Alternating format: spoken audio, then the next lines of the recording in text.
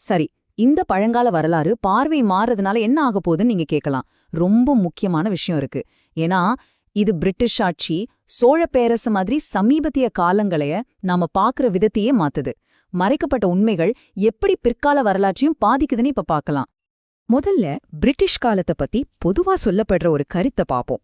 அதாவது ஆங்கிலேயர்கள் தான் இந்தியாவுக்கு கல்வியையும் நல்லாட்சியையும் கொண்டு வந்தாங்க அப்படின்னு. ஆனா இந்த ஆதாரம் முன்வைக்கிற எதிர்வாதம் என்ன? 50 லட்சம் இது வெறும் நம்பர் இல்ல.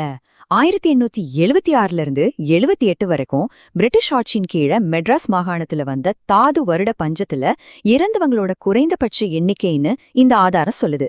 இதுதான் அந்த நல்லாட்சியான்னு ஒரு கேள்வியே இது எழுப்புது. அதே மாதிரி சோழர்கள பத்தி சொல்லப்படுற எதிர்மறையான கருத்துக்களையும் இந்த ஆதாரம் கேள்விக்குள்ளாக்குது.